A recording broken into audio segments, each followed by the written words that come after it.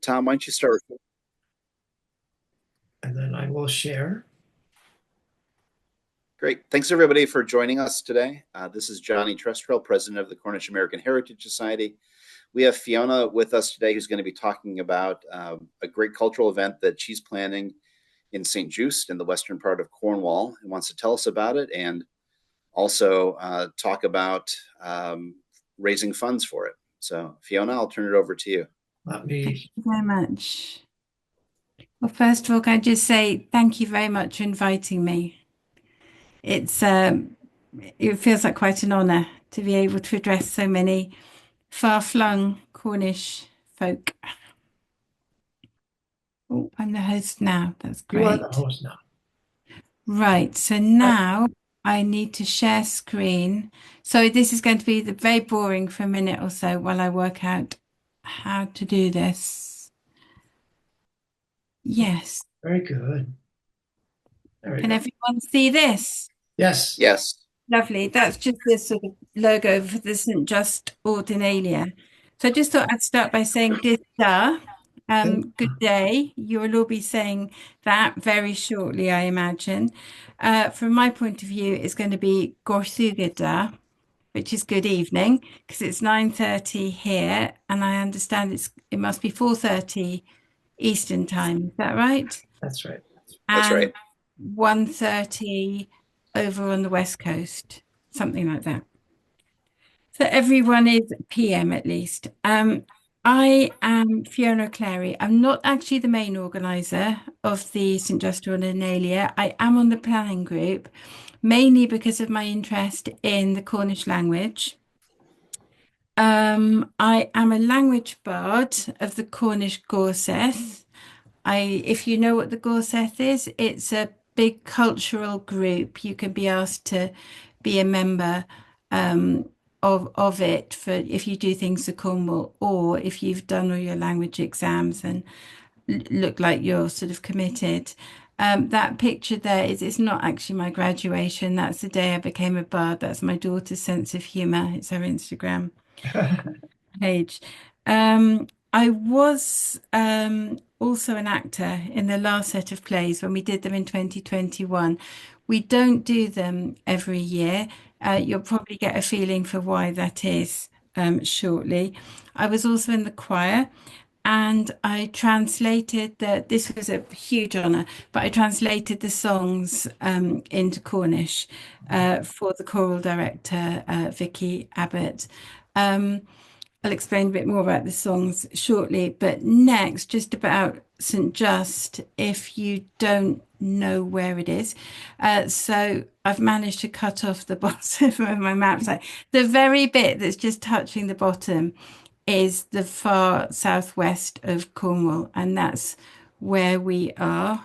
Um, this is a video. I hope I'll be able to talk through it partly, and then it will kick into some music. In case I don't get a chance to say that music is the Lord's Prayer in Cornish, and that's Vicky's setting that she wrote for the Ordinalia.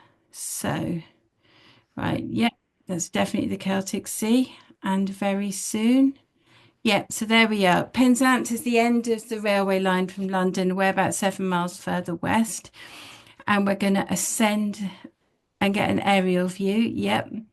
Can you hear me still, by the way? Yes. Great. And so you can see the sea all the way around. It really is the very end. And we'll sort of get a bit of a view around here. It's a small town. That was the Plain and Quarry. Right there. Yeah. And that's where we hold the Ordinalia. I'll talk about that in a sec. Just a bit of scenery from around the place. That hill's called Bartini. There's two big hills nearby, and the other one we're going to get a panoramic view from up there. That from up there, there's a beacon hill. Right, this is a view from the hill.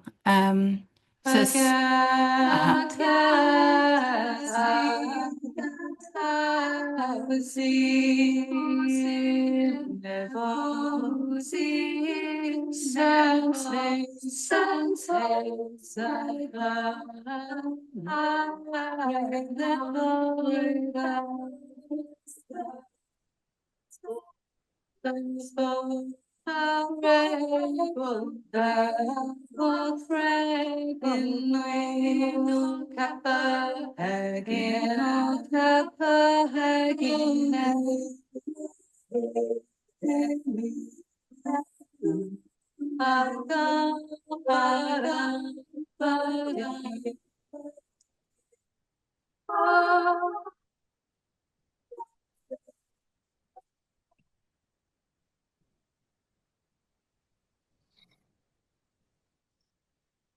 It's in the church. St George.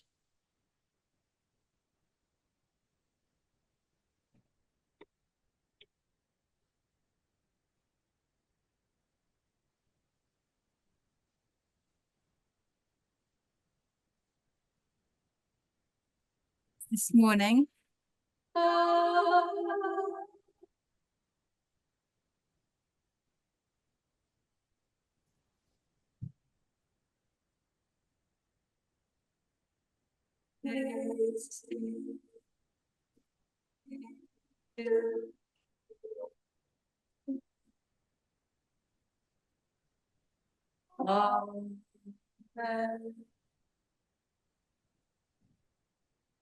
There we go.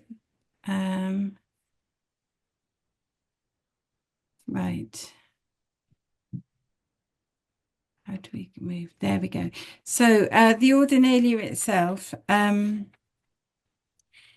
yeah, the church, by the way, it was dedicated to St Just, who was, I didn't realize this till today, which is really shocking. My family is actually from St Just. You might be wondering, by the way, O'Cleirigh, no, it is not a Cornish name. It's, I married an Irishman, but my family name is Eddie.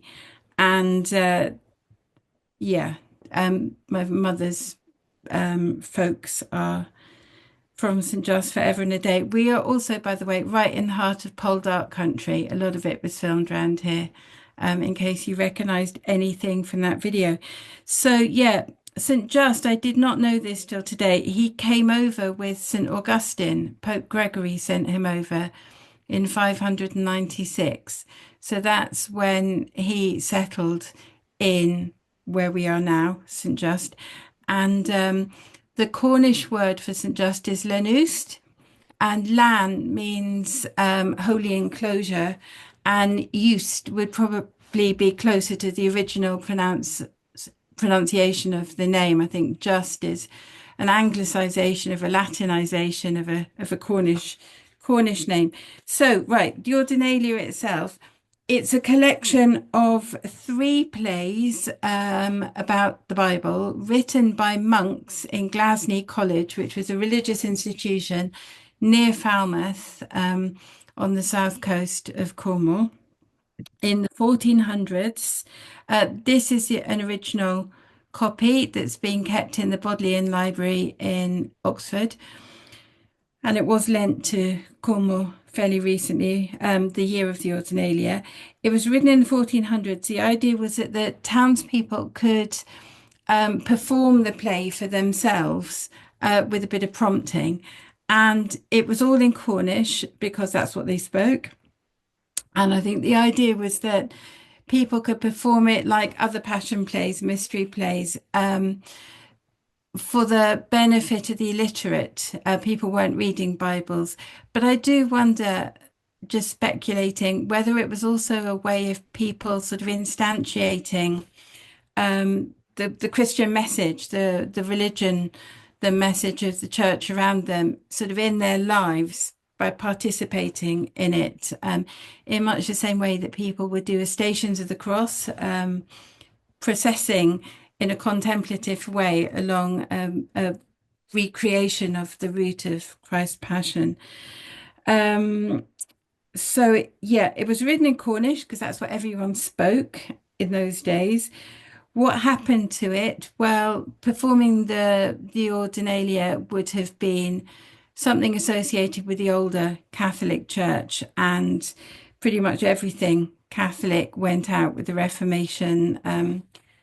It was either murdered, burnt, destroyed, banned. The significance of the Ordinalia now is really that They're three complete plays in medieval Cornish, High Cornish, I suppose, um, with stage diagrams, which is really interesting. They were staged in the round. They were held in the, yeah, this is a stage plan with the different, it says heaven, centurions, Caiaphas. They're different staging points all around the outside. They're called mansions. You'll see some pictures of them in a second. This is the plain, plain and Gwarry. It means playing place. They were built in the Middle Ages to perform these plays. It happened across Cornwall. Right now, there's only two left. There's one in Perranporth at Perran Round, and that has had an Ordinalia play staged there in the 60s. But St Just is the only one that's still doing them. There's only the two left. It's one of the sources of working out how Cornish worked. You know, it's a really rich literary source. We all study it in great depth. It's a bit like learning Latin. When you do your grade 4 exam, it's a bit like learning Latin. When you have to study the Aeneid and be able to translate it blind in an exam, we do that with the Ordinalia. There are three plays. Origo Mundi is Old Testament stories, Passio Christi, Passion of Christ. They've got Latin titles, but the content's Cornish.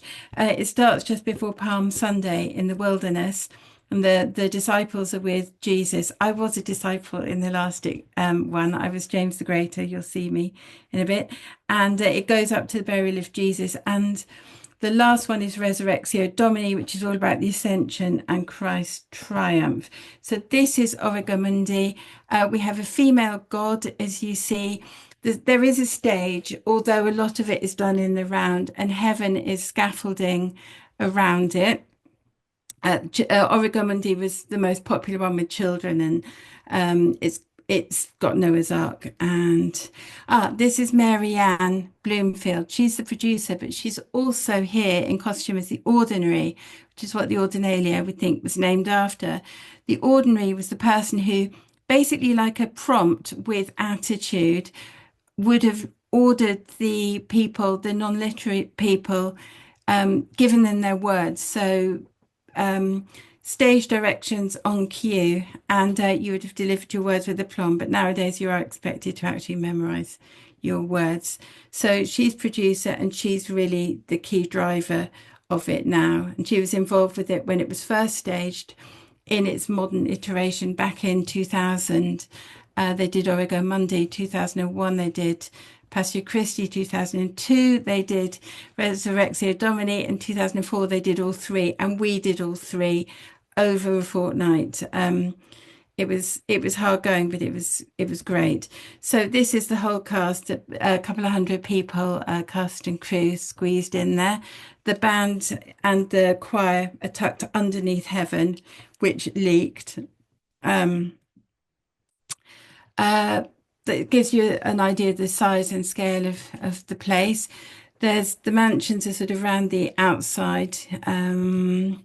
The wardrobe had a great time. They're not actually naked. They're wearing hideous suits, and I think it's a great credit to the two young people that they're prepared to wear them. That on their left is Lucifer. Behind that big shaggy thing you'll see better is Satan, and Beelzebub is a female devil behind them. They broke them down into three devils. Beelzebub, looking devilish, and here's Noah's Ark, which rotates and so on. I've got a little film clip of this coming up. That is the unicorn, which is a good example of something which is not in the Bible, but I think there's quite a bit in the Ordinalia that is not in the Bible. It's very medieval. The unicorn managed to literally miss the boat. That's why they're extinct. Turned up too late to get in the ark. Unicorn was on stilts. Again, very popular with the children. More ark. Some Egyptians. There's God. I think that's the burning bush. They're the flames dancing. God in heaven with some angels. Here's Satan. This guy is over 6 foot tall and he was on stilts. He's probably about 9, 10 foot tall and he could run on them too. It's impressive and terrifying. Hell could open up, people could be pushed in. You'll see that in a bit. That was one of the mansions, by the way. These you can walk up to them.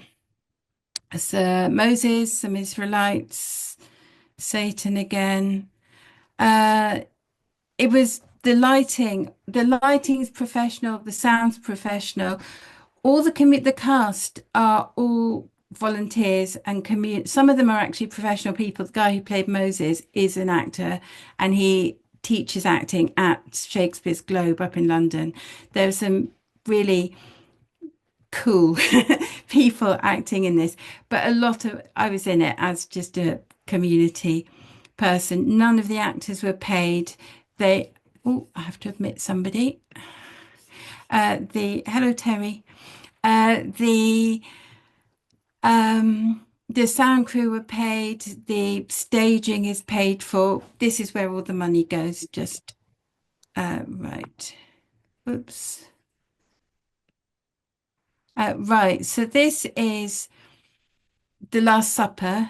And what had happened here was we had all been dancing around for Palm Sunday, Kaddish violin music going on. We go up on the stage, everyone's getting cups and dancing around. And as soon as the music stops, we take our seats like this. And that they did this a few times through it. So everyone's doing sort of like a diorama really of in this case, the Da Vinci Last Supper. And that's me there to the right of Jesus.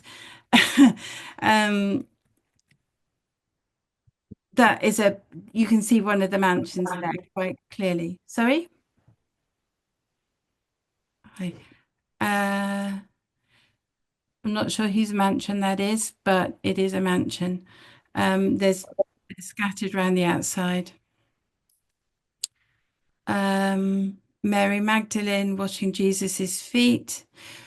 A lot of the music is happening at points where there's not a lot of dialogue, but the music is in Cornish. So it was quite controversial. The plays are in English now. The whole thing was that because most people in Cornwall don't speak Cornish now. Most visitors wouldn't understand Cornish. And their significant money comes from arts funding bodies. They're not going to fund something that no one can understand. So it was quite controversial with Cornish language community to hold this in English. But the idea was if the songs were done in Cornish, then people would have a feeling for the feel of the language. And it felt very, very powerful to be in a place built for the play with that language, to have the language there doing the plays with the community whose ancestors it was written for. It was great. A lot of the people coming, sorry? A lot of people coming to see the plays were not at all religious and some people had a few concerns about coming. It's like, I'm not religious. But everyone was moved. It's in the plain, outside the plain in the town square afterwards. The local priest was very involved. The chaplains at the Methodist chapels were very involved and they were present. And they were sort of like, there's a post with a poster up saying, if you want to talk about issues in here, talk to us here. The priest was incredible. He had a very low-key presence throughout. He was running the green room for actors. It was the whole town would get involved. As I say, you couldn't really not be moved. This hell opens and shuts and you can walk down the snout of the dragon and smoke comes out and actors get poked in there when they get sent to hell. It's quite full on. right. Harrowing of Hell at the end. Right, I've got a few clips which I thought you might like to see because it illustrates it better. How are we doing for time? We have about 6-7 minutes left. Okay, I think I will probably get in maybe two of the clips. Overall, in the trilogy, there is a cast of over 100 people. And that's just the actors. That's not mentioning anybody who's in the choir or the band or the stage management team or the team making all the props and the scenery. And just behind me, there's another team putting up all the staging, and then we're going to have the sound people. Altogether, all told, there's going to be somewhere in the region of 200 people involved in the project.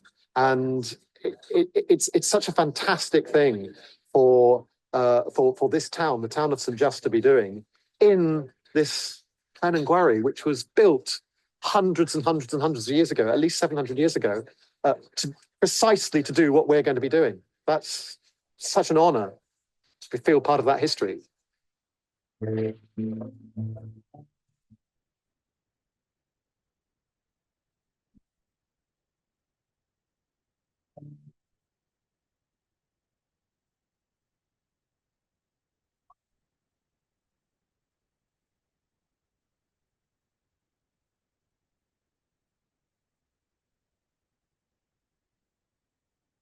What's Origo Mundi about? It's the first play in the trilogy, and Origo Mundi means the creation of the world. It's the edited highlights of the Old Testament. We've got all the big spectacular scenes. We have the flood with Noah. We have a lovely ark with lots and lots and lots of animals.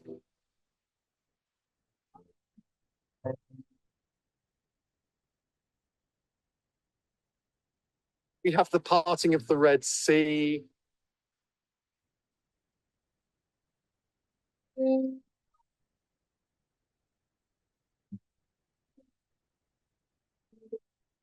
We have a magnificent pharaoh.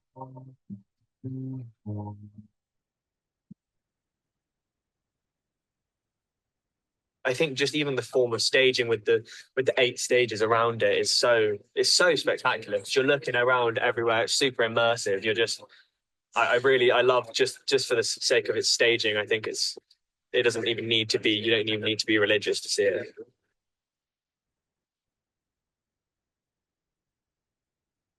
Well, today and for the foreseeable future, and as long as I can remember, we've been making the mansions, so-called, that go around the plane. I'm Alice, and this is Jude, and we are making things from trees to arcs to mummies to doves to roods to all sorts. I think there's 4 weeks till the first show. So we're just over 4 weeks. And yeah, I'm sort of on the edge of panic, but I've been having the sleepless nights for the past 6 weeks, really. So it's I'm getting used to it.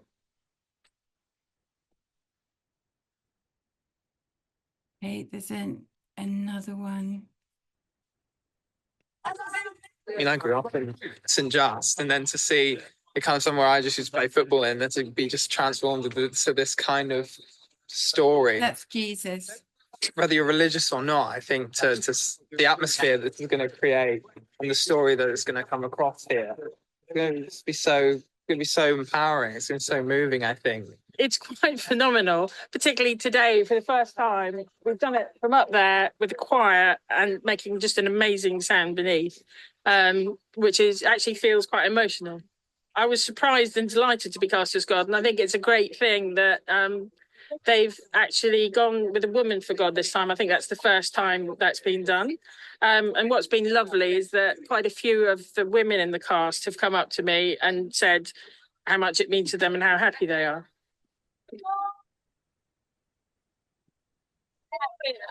Hosanna. So, do not watch the action. You are watching the conducting, okay? Because this is tough enough. That's Vicky who wrote the song.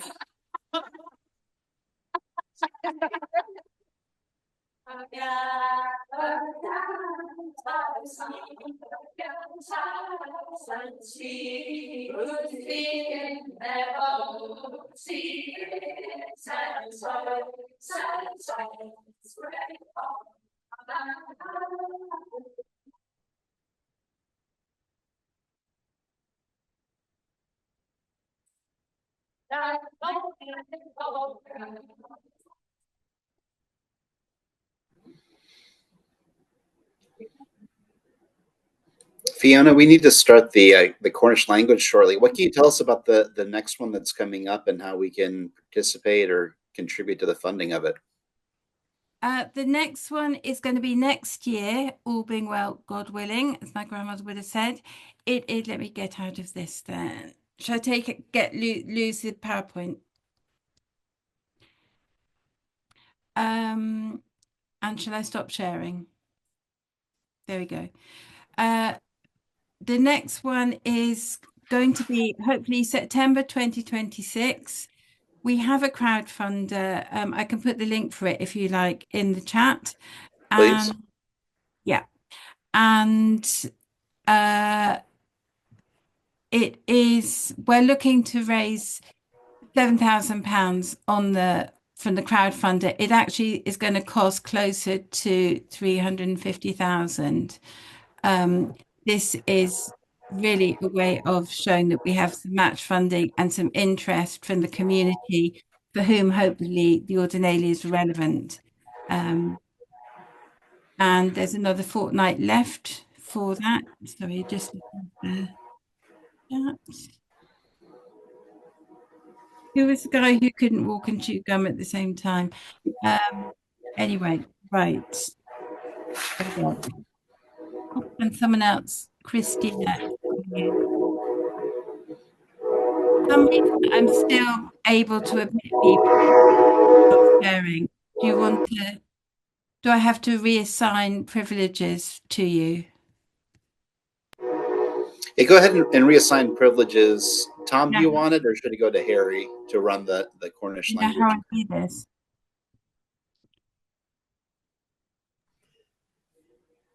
Tom or Harry, who wants the privileges? Throw it over to Tom.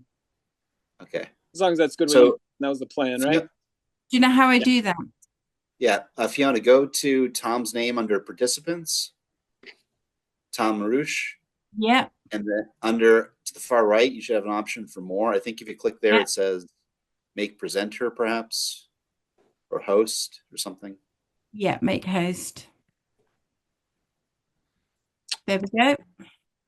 Great. Fiona, that's wonderful. That looks like an amazing cultural event, and thanks for sharing that with us. We'll make a video out of this and put it on our YouTube channel to share with our members. When's the deadline for the funding? There's another fortnight. Another fortnight. Okay. So we'll push that out in our newsletter that's coming up at the February 1st, give or take, and try to get some more participants for the funding for that. Thank you so much. I hope that if any of you are in Cornwall next year, you will come. In fact, I hope if any of you are in Cornwall at all, you'll come to St Just, because the church is a beautiful place, and we are like the last town in Cornwall. So I'll be hiking through there, and as I said to you, and hopefully we can connect in the spring. Right. Well, thank you very much for having me. And thank you, Fiona. Hope you have a very good lesson. Chance that. Tom, can you stop the recording? Stop recording.